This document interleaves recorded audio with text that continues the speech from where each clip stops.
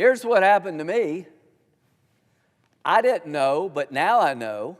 They literally started asking the phone company about my phone calls professionally and personally during a period of time when I was chairman of the Judiciary Committee by subpoena. No one's ever suggested I broke the law. This actually really bothers me. If I were a Democrat, I would be bothered too. The original Arctic frost provision was signed off by Leader Schumer and Thune, Senator Thune, and it was seen as to have an ethical problem. Not my intent. I fixed it. I changed the language so it would comply. No enrichment by me or anybody else. But I'm not going to give up on the idea that we should abandon holding Jack Smith accountable. The House, you took the Arctic frost language of the Senate and took it all out. You could have called me about the 500,000. I'd be glad to work with you. You jammed me. Speaker Johnson, I won't forget this. I got a lot of good friends in the House. If you think I'm going to give up on this, you really don't know me. So how about this idea to my House colleagues? Why don't we expand a private cause of action to the 430 Republican groups that may have been abused by Jack Smith? Nothing to do with me. You took the provision and you gutted it. You took the notification provision out, telling senators or congressmen they're asking for your phone records when you're not under criminal investigation. You should know. Senator Peters and I are this close to finding a bipartisan solution to protect the body in the future. It's Republicans today, it could be Democrats tomorrow. We should all want to be notified as senators in a separate branch of government. The executive branch is looking for our phone records unless we're charged or investigating a crime. That's just common sense. They took that out. There was a stampede in the House. Everybody says, well, it passed unanimously in the House. I could care less. What you did, I think, was wrong. You overreacted. We'll fix the 500,000. Count me in. But you took the notification out. I'm not going to give up on that. I'm demanding a vote on the floor of the United States Senate to an amendment that requires notification to a member of Congress if their phone records are being looked at by the executive branch unless they're under criminal investigation. That's a fishing expedition. We should all be against that. I'm going to demand a vote on the floor that groups, not members of Congress, who may have been harmed by Jack Smith have a private cause of action. Charlie Kirk's Turning Point USA, the Republican National Committee, the Conservative Partnership Institute, the American First Policy Institute, Save America PAC, My Pillow, 430 Republican-aligned groups and individuals, 197 subpoenas against these groups and what they were doing. To the House, if you expect me to deny these people a chance to have their day in court against Jack Smith, you're talking to the wrong guy. I'm urging the Speaker, give these people and anybody else we find, 430 groups, a chance to hold Jack Smith accountable in court. Nothing to do with me. And if you don't do that, you're giving a pass to what I think is the most abusive investigation maybe in the history of the country, Jack Smith. Within 3 days of President Trump announcing I'm going to run again, they have a special counsel, and within 6 months, they got 90 felony charges in the most liberal districts in the country. I believe it was a coordinated effort to make Trump unelectable. I believe it was lawfare, and I'm going to pursue my beliefs. As to me, what have I done to justify this? He says he can defend what he did to me. Great. Get a good lawyer. See you in court. What did I do wrong? I'm the chairman of the Judiciary Committee. I'm asking questions. When it came to January the 6th, I think I was more the solution than the problem. I took this floor and say, enough. I don't think the election was stolen. There may have been some abuses, but I'm done. And what happens? I find out during all this time, they're looking at me for being involved in a plot to skill the election when I'm the biggest advocate. Enough.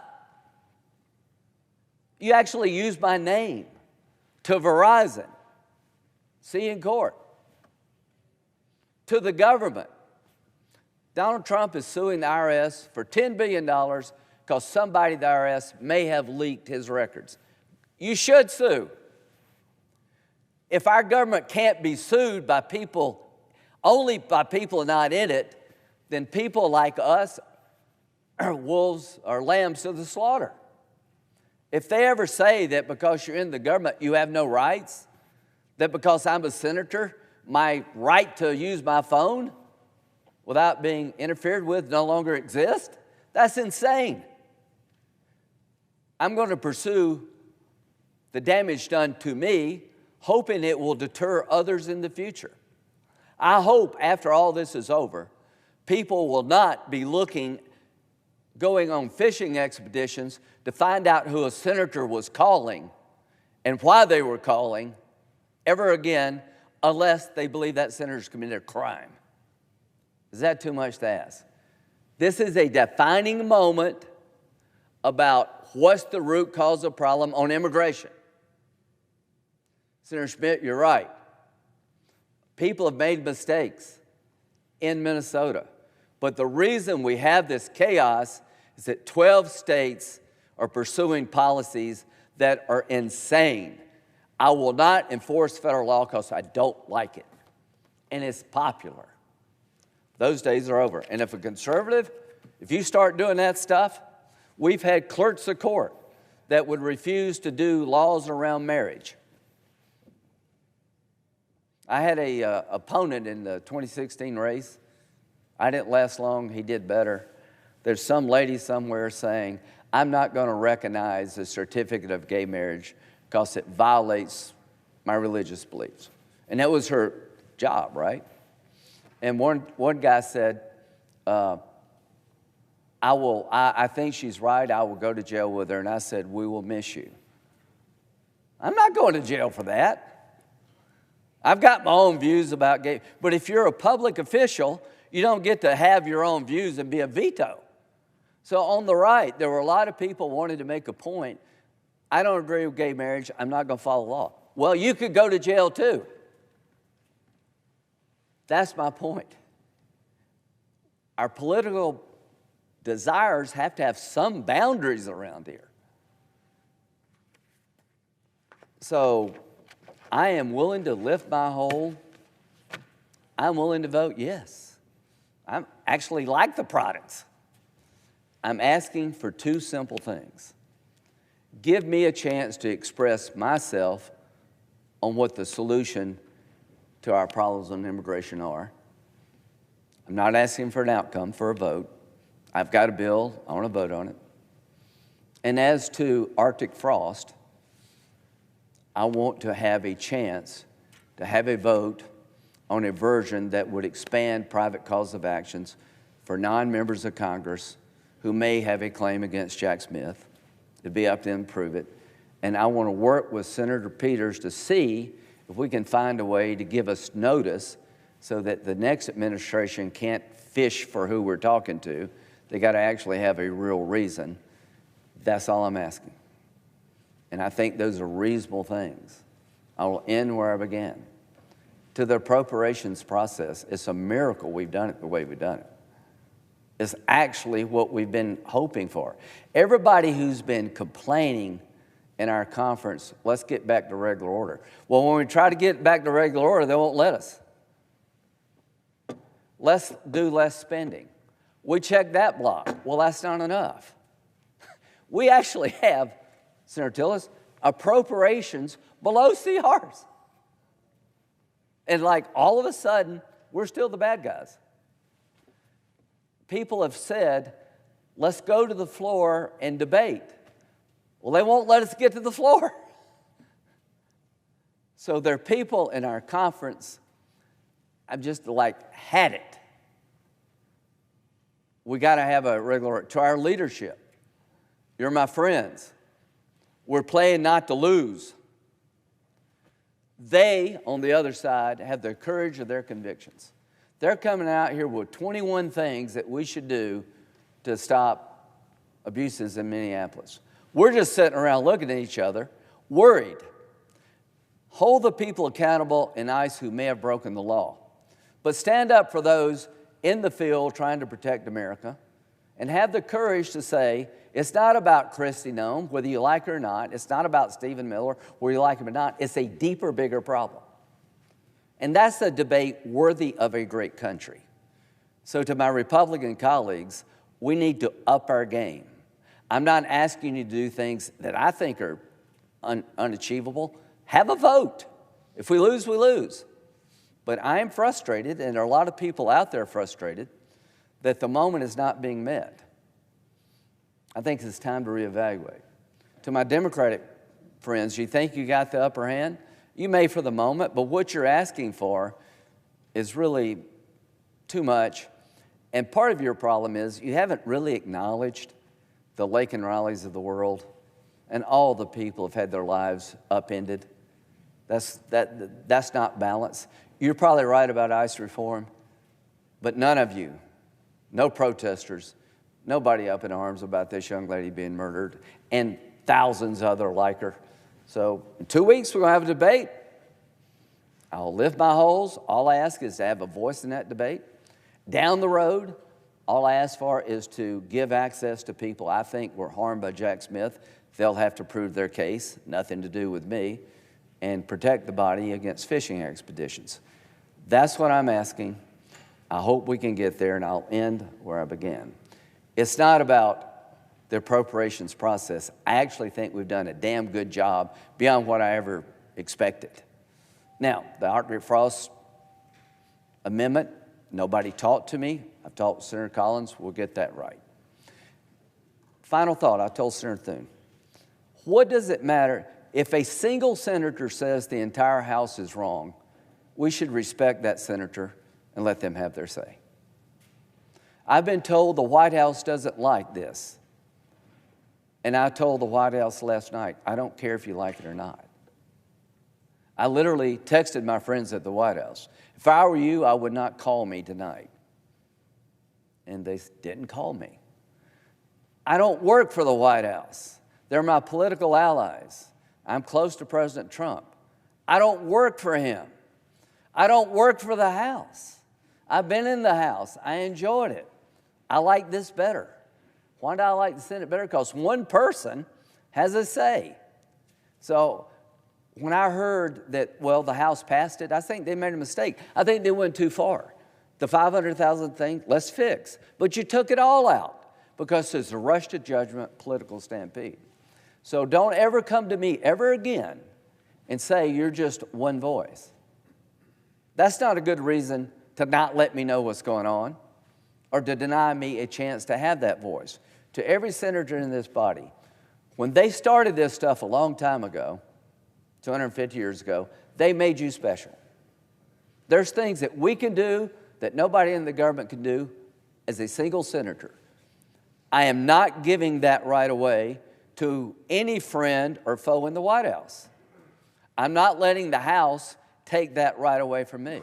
I'm not letting the leadership take that right away from me. And you know why you should sort of be in my camp? It could be you tomorrow.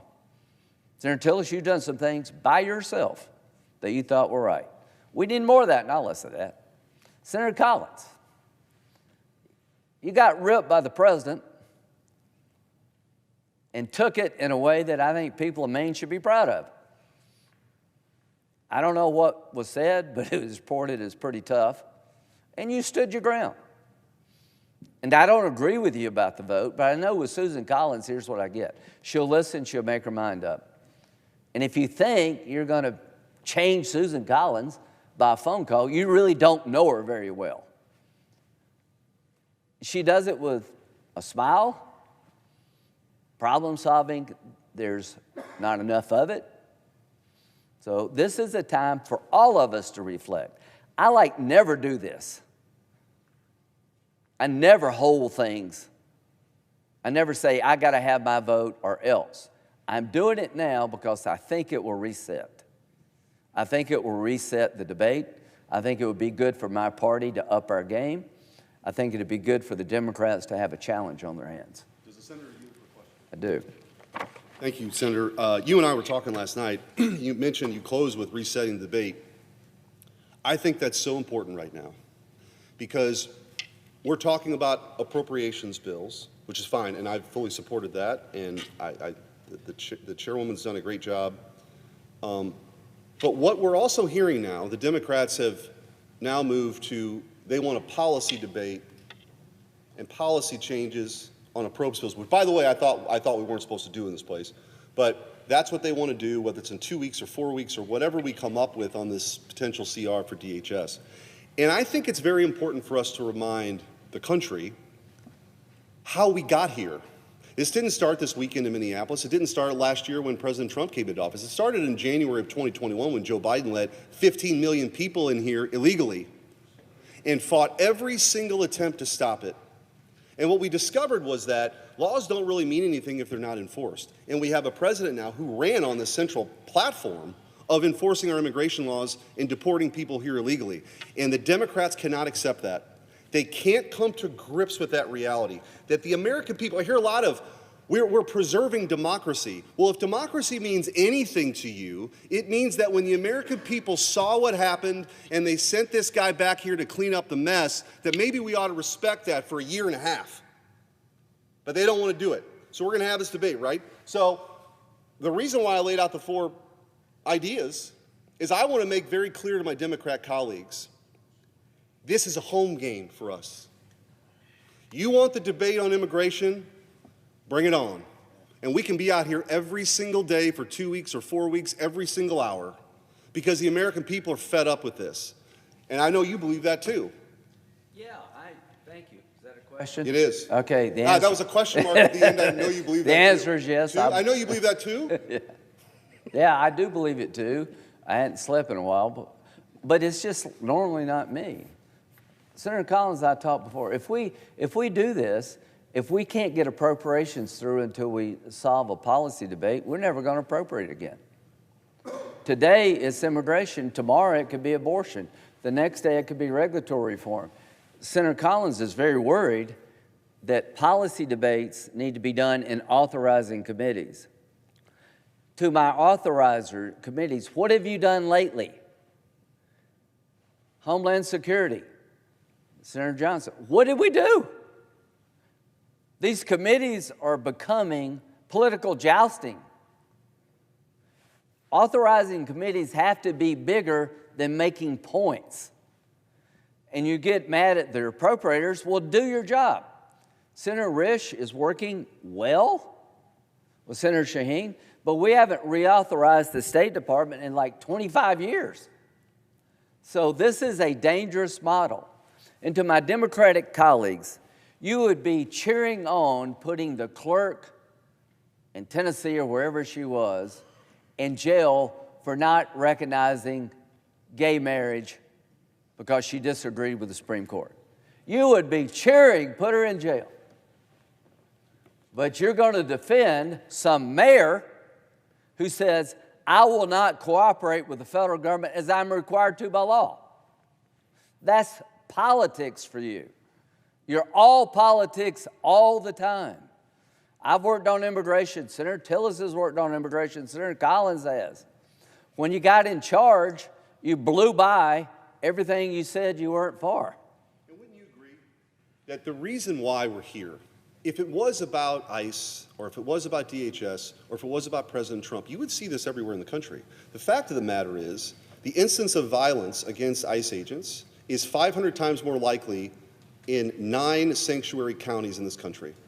And so Minneapolis has become the epicenter. Why?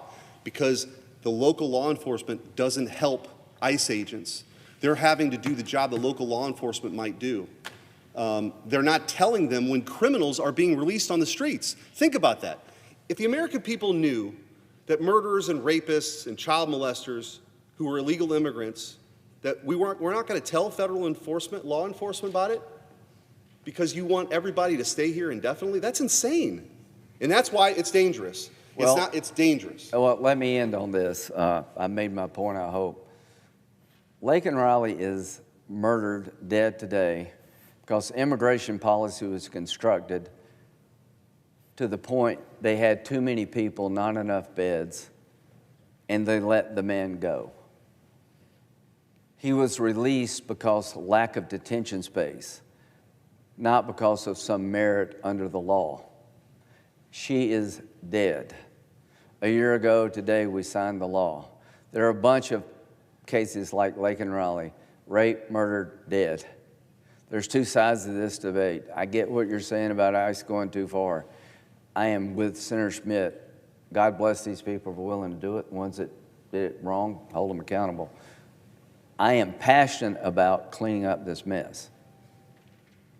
It was a mess that needs to be cleaned up.